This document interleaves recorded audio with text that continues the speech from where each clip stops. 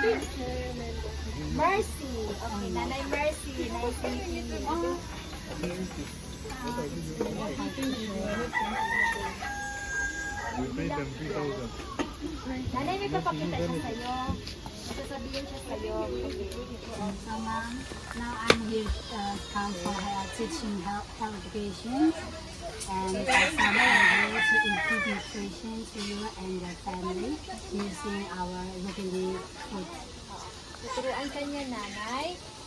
Ano yung dapat natin makakainin, ano lang na makikita natin sa kapaligiran at mabibili. Hindi na tayo mangarap na bibili pa ng mamahaling gulay o mga prutas, kundi tama lang na madali natin makuha. This is Sanggol. Sanggol. After our interventions, the family will recommend in the way as a health efficiency, effective for all members, and be empowered to apply effective, practical, and nutritional dietary intervention by using locally available resources. Yung pinaka-goal talaga natin dito ay kayo, at yung pamilya, masabi ninyo kung ano yung dapat kainin, ano yung dapat natin gawin para maging malusog ang ating pamilya. Kasi lagi tayo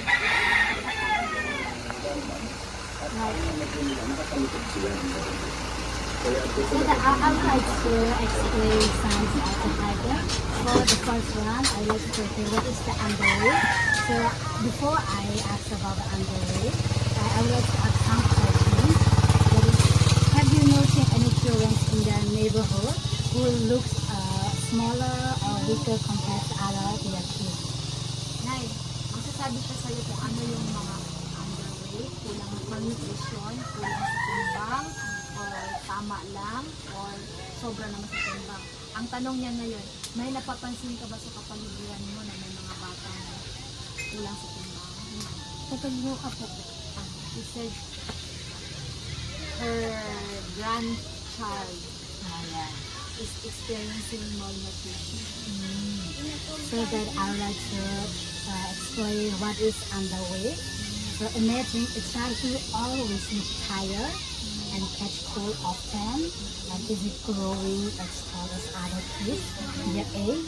And this often a sign they may be underweight and need more nutritious healthy. Ibig sabihin mo na, yung bata, sabi mo apo mo na kulang sa timbang, hindi tama ang kanyang kalusugan sa kanyang edad.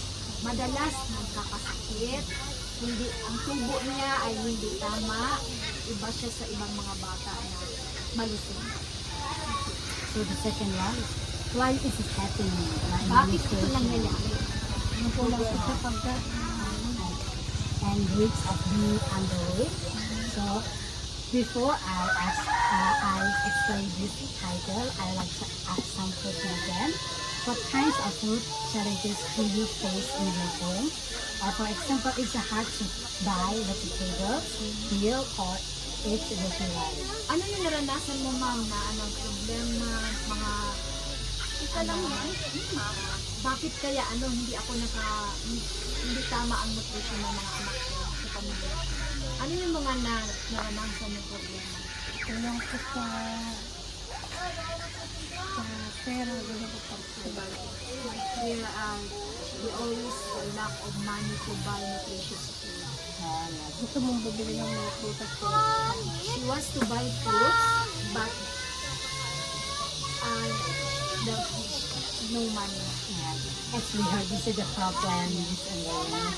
So, if I explain this about, let's say a family can only afford rice and salt for more meal. Over time, this can lead to nutrient deficiencies and making the children sick more often and preventing them from growing properly. So, yun nga talagang at least ito yung mga nangyayari. Ito yung nararanasan niyo. Totoo naman talaga. Yung mga nabili. So the third one is about the nutritional food. So this is like you can make a nutrition meal with simple and affordable ingredients like boiled egg, rice, and some wheat, and a small handful of peanuts or slice of rice with potato can be a fruit snack for kids as well. Ako nilay, ay itlog, bigas, rice, at saka yung mga peanuts, yung mga manilay. Okay na yun na yun, kaya lang wala kasing variety. Basta lang sa akin ito, ganyan, kaya kulang pa. Also, for the kids, I would like to give some idea. Boiled banana or sweet potato as a healthy and filling snack. Ay, sarap pa, pakainin mo yung mga anak mo ito o junk foods. Pakainin mo ng saging, pakainin mo ng patatas, pakuluan mo. And for cooking idea, I like to give some idea like cook rice with coconut meal and to make it tastier and higher in energy.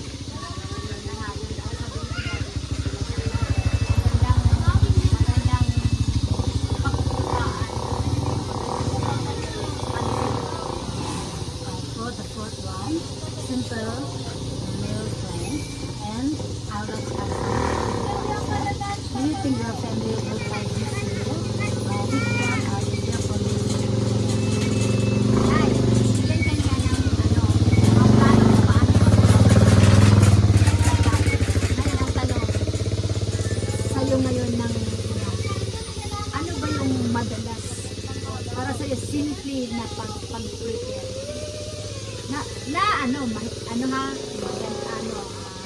Nutritious. Recipe lang. Gulay po, malunggay. Malunggay and Saka po, likan, isda. Madali mo lang ano yun, may sabaw. She said, which is easy for her to prepare is fish with, the malunggay na moringa. Madali food. See, she has. It's easy for her. That's malunggay. Moringa. We call it moringa. That's to increase lactation. Milk production. It's easy for her to prepare. Okay, so before I hear your meal plan, I like to give you some meal plan. And for breakfast, you can start the day with fry, with eggs, and salt banana on the side. This is for breakfast. So, ibig sabihin na, tuturuan ka niya ngayon paano ng tama na pang-umagahan mo. Dapat rice, sana may egg, may protein yun. At saka yun, sinabi niya may banana. Buta. Iba-iba.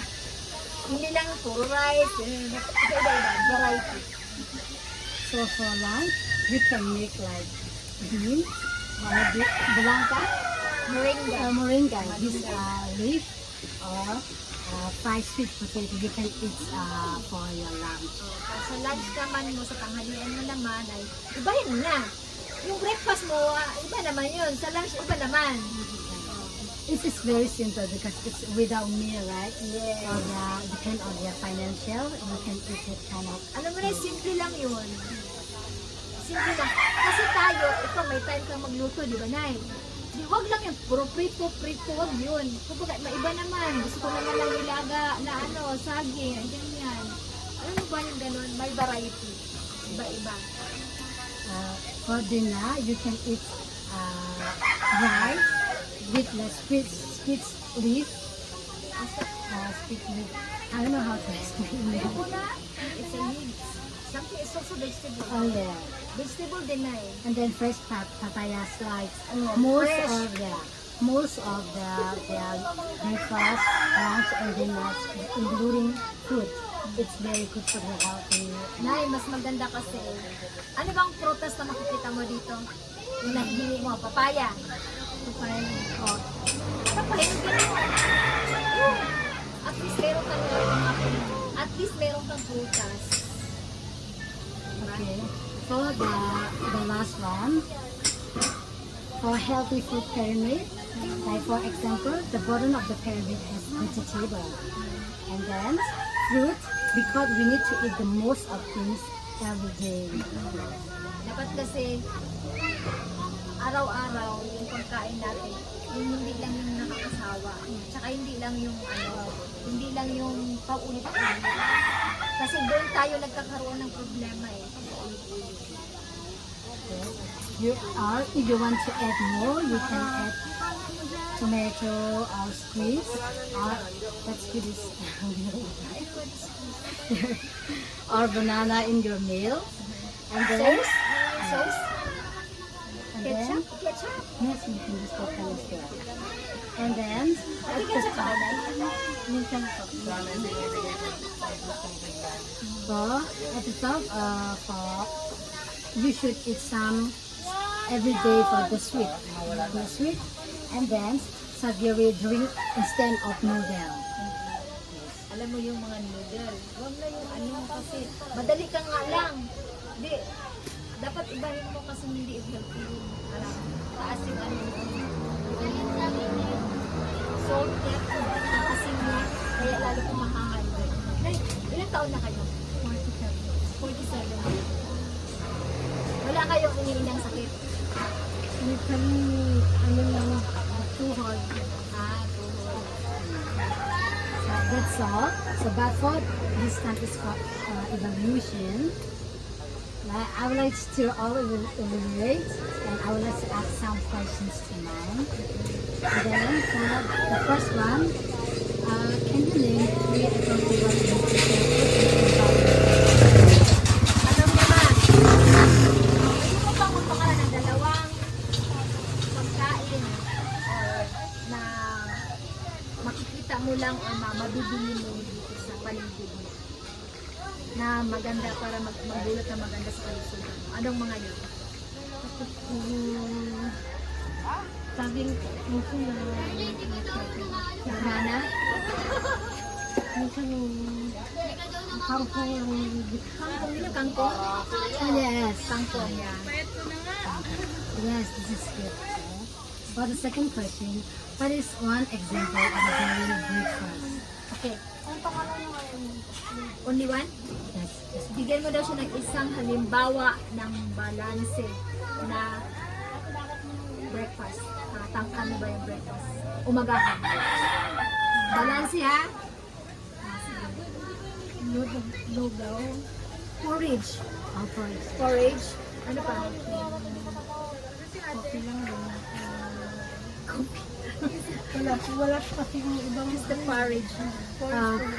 yeah, Ano naman yung porridge na yun? Ano meron sa porridge? ano lang yung wala ko, ano lang Walang gulay, walang ano? Just the porridge. yeah, 4 eggs and sliced banana or coconut milk.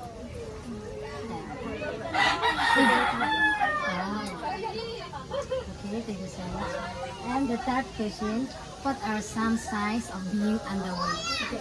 Ano yung mga simptomas na makikita mo sa isang mababa ang timbang? Ano? Mahirap po. Tamad po siya kumain. She said so lazy. I saw. Dede na ako sila Ha? Yung dede na sila dede sa Yeah, so she's lazy, she has no strength, and then always gets sick. ako siya. It's because of malnutrition. So, Magti 3 years old siya. Na, siya rin, 9 kami na timbang siya. 3 years old na yung kilogram. Mas may sakit sa mga. so that based on our teaching, I would like to all evaluate and I would like to give some example. Like if you have a little money, focus on buying nutrient defense food like mango and banana and malunggay leaf, and you can make mango and malunggay for the whole. You can serve the whole family for a day. This is small budget, small financial. Kung may maliit ka lang na budget, ano ba, gano'n bang budget mong pagkain? Minsan pa, magbinibigyan lang ko ako ng asawa ko, 100. Ibig sabihin, bibili ka na iba-iba. Gulay, fruits, or hindi lang yun at yun. Yung prito ka naman prito, hindi yun. Iba-ibahin mo. Pagkasulin mo. Balance yun na yun. This is all our teaching programs. And thank you so much for participating. Ito yung pagkaturo niya sa iyo. Pangkalusugan, makaka-apekto sa atin. Kasi maganda talaga na maganda, maayos ang kalusugan natin. Maayos ang mag-isip, at saka pakikitungo sa kapwa. Maganda, hindi ka nakakasakit. Thank you so much. And I hope it will help you and your family. Sana makatulong sa iyo. And I prepare some Inihanda siya. for you. Para sa pag-ano mo, sa pagluluto mo ng ano ha? Sa pagluluto mo ng... Since they have like a lot of family members, I can prepare many, but I have some other things. May bibigyan siya sa iyo. Take video. This is for Oil? oil. Mag-oil na eh. Yes, for a good family member, I prepare this one. This is for what? Rice? No, it's This is you wash. washing it. For washing. Yes, in the Oh, you have toothpaste. Where did you buy this? Lenma. Landmark. Yeah, this is for her daughter, the youngest daughter. What is this? And the pen. Okay. Yung ano, If she needs. yung youngest daughter mo dati. Underwear yata. Okay, that's it, ma'am. Thank you so much for participating with me. Ano, token niya yan, ma'am, ha?